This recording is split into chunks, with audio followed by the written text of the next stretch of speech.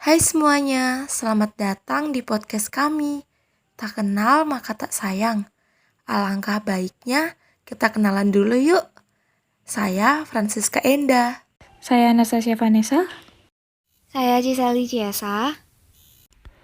Saya Nathaniel Felix. Saya Kensa. Saya Sean. Dan saya Jessica. Pada kesempatan kali ini, kami akan membahas tentang pemberdayaan organisasi dalam masyarakat luas. Sebelum kita mengenal lebih jauh lagi tentang komunitas atau organisasi masyarakat, kita harus tahu lebih dulu nih, apa pengertian dari komunitas itu sendiri. Jadi komunitas itu adalah sekelompok individu atau orang-orang yang mempunyai kesamaan karakteristik seperti kesamaan geografi, kultur, ras, agama, atau keadaan sosial ekonomi yang setara. Sedangkan menurut Macmillan dan Cavis, komunitas itu merupakan kumpulan dari para anggota yang memiliki rasa saling memiliki, terikat di antara satu sama lain, dan percaya bahwa kebutuhan para anggota akan terpenuhi selama para anggota itu berkomitmen untuk terus bersama-sama. Nah guys, kalian penasaran nggak sih tentang pemberdayaan komunitas itu seperti apa? Kali ini saya akan menjelaskan pemberdayaan komunitas dalam masyarakat luas. Seperti yang kita tahu bahwa banyak sekali masyarakat yang belum memahami pentingnya membentuk suatu komunitas untuk meningkatkan kualitas hidup masyarakat. Oleh karena itu, dengan adanya pemberdayaan komunitas sendiri, ada banyak hal yang bisa kita ambil manfaatnya. Apabila kita memiliki kemampuan di bidang tertentu, pastinya kita tidak akan berkembang jika tidak mengikuti suatu komunitas. Karena di dalam komunitas ini, kita juga bisa mendapatkan ilmu dari orang lain yang bisa kita terapkan dalam kehidupan sehari-hari. Pemberdayaan komunitas ini juga sangat bermanfaat bagi mereka yang memiliki hobi yang sama seperti kerajinan tangan batik atau memainkan alat musik tradisional daerah kita. Biasanya sih dalam pemberdayaan suatu komunitas akan ada ketua organisasi yang membuat suatu acara dan program diikuti oleh anggota dari organisasi ini. Selain itu, kita juga bisa mengenalkan budaya kita sampai keluar daerah bahkan keluar negeri, agar keberagaman sosial budaya yang ada di Indonesia bisa meluas dan berkembang di masyarakat umum. Hal ini tentu akan menimbulkan banyak dampak positif bagi seseorang yang tergabung dalam pemberdayaan komunitas ini. Jadi, pada kesempatan ini saya akan membahas lebih lagi tentang organisasi dunia yang berhubungan dengan ekonomi. Mulai dari OPEC yang dikenal sebagai Asia Pacific Economic Cooperation, di sini ia memiliki tugas yaitu untuk membantu mengurangi hambatan perdagangan di Asia Pasifik. Lalu juga ada ASEAN, di mana ini adalah organisasi campuran dari geopolitik dan ekonomi. Namanya yang udah sering banget kita dengar ya. Organisasi ini sangat membantu dan meningkatkan pertumbuhan ekonomi bahkan hingga kemajuan sosial. Nah, tidak hanya melulu membahas organisasi ekonomi aja, tapi kita juga akan membahas tentang organisasi-organisasi pendukung. Contohnya seperti ILO, karena bagaimanapun juga mereka saling berhubungan sangat erat dengan ekonomi itu sendiri. Dengan orang yang melakukan kegiatan ekonomi atau yang lainnya. Contohnya yang tadi saya sudah bilang yaitu ILO yang dikenal sebagai organisasi buruh dunia. Yang sangat membantu para pekerja untuk mencari pekerjaan yang layak, berkualitas. Lalu ada juga GATT yang mendukung perdagangan bebas di dunia, lalu ada OIC dan sebagainya.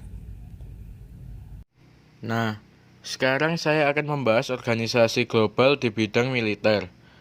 Seperti organisasi pada umumnya, organisasi ini memiliki tujuan yang sama, terutama di bidang militer. Contohnya seperti NATO. NATO adalah organisasi militer regional yang dibentuk pada 4 April 1949 dan memiliki tujuan membangun kerjasama militer antara negara-negara untuk mencegah penyebaran pengaruh Uni Soviet. Organisasi militer regional ini memiliki prinsip untuk melindungi negara anggotanya apabila diserang oleh pihak lain. Anggota organisasi NATO yaitu berjumlah 29 negara yang mayoritasnya berasal dari benua Eropa. Bagi NATO, menyerang satu anggota NATO sama saja dengan menyerang seluruh anggota organisasi. Nah, selain NATO juga terdapat organisasi militer lainnya seperti ANZUS, SEATO, SENTO, dan masih banyak lagi. Nah, pengaruh dari organisasi militer yaitu untuk menjaga keamanan dan kesejahteraan negara-negara di dunia. We note that every society has its own goals. However, the goal is not the same for everyone. So it began to emerge a community to be able to gather societies that have the same goal. From these communities, many people come together and have the same goal. And over time, the community can grow even bigger so that it becomes an international community to the world. The international community is a vague and subjective phrase used in geopolitics and international relations to refer to an established group of people and governments of the world. It does not literally refer to all nations or states in the world. The term is typically used to falsely claim the existence of a common point of view towards such matters as specific issues of human rights. Nah, sekarang kita akan bahas tentang cara mengatasi hambatan-hambatan yang ada dalam usaha membangun organisasi masyarakat yang dikehendaki oleh Tuhan. Kita dalam usaha untuk membangun masyarakat yang dikehendaki oleh Tuhan, tentunya akan banyak sekali hambatan-hambatan yang akan muncul. Contohnya, seperti hambatan dalam bentuk keadilan. Zaman sekarang, nilai keadilan di dalam masyarakat Indonesia itu kurang sekali ditingkatkan. Contohnya seperti adanya perbedaan di antara kaum yang miskin dan juga kaum yang kaya. Kaum yang kaya akan cenderung lebih dihormati dan juga dihargai daripada kaum yang miskin. Kemudian hambatan lain yang muncul yaitu adalah masalah keegoisan. Masyarakat Indonesia zaman sekarang cenderung lebih bersifat individualisme yang menyebabkan masyarakat Indonesia menjadi lebih egois, sehingga sulit tercipta solidaritas. Nah, oleh karena itu, akan banyak sekali dibutuhkan cara untuk mengatasi masalah-masalah tersebut. Sekarang, aku akan beritahu kalian cara yang tepat untuk mengatasi masalah tersebut.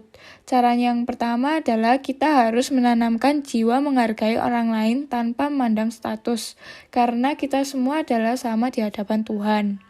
Lalu cara mengatasi masalah yang kedua tadi adalah kita harus menumbuhkan rasa empati kita kepada orang lain agar tercipta rasa solidaritas yang tinggi. Kita sebagai umat Kristiani harus berpartisipasi aktif dalam membangun organisasi masyarakat. Hendaknya berusaha dan berjuang untuk membangun etika dan moralitas yang mengutamakan kepentingan umum, yaitu kesejahteraan yang merata bagi seluruh warga. Untuk itu, kita harus menerapkan beberapa prinsip ini dalam membangun masyarakat yang adil dan sejahtera, seperti hormat terhadap martabat manusia, kebebasan, keadilan, solidaritas, subsidiaritas, sikap jujur dan tulus ikhlas, demokrasi, serta tanggung jawab. Kita juga harus ikut serta secara aktif dalam kegiatan yang bertujuan untuk membangun negara dan masyarakat, melihat hak, kewajiban, dan tanggung jawab seluruh pihak gereja, menggerakkan interaksi dan partisipasi masyarakat luas dalam membangun negara dan organisasi masyarakat. Selain itu, kita juga harus menanamkan sikap saling terbuka satu sama lain dalam hidup bermasyarakat, agar tidak terjadinya sikap menyimpang atau kesalahpahaman, karena Allah sendiri ingin melihat kita umatnya hidup saling rukun dan damai.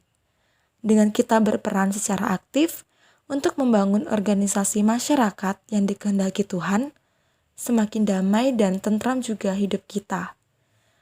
Hal lain yang dapat kita lakukan untuk membangun organisasi masyarakat yang dikehendaki Tuhan, yaitu dengan saling membantu sesama yang kesusahan. Sekian dulu ya pembahasan dari kami. See you next time.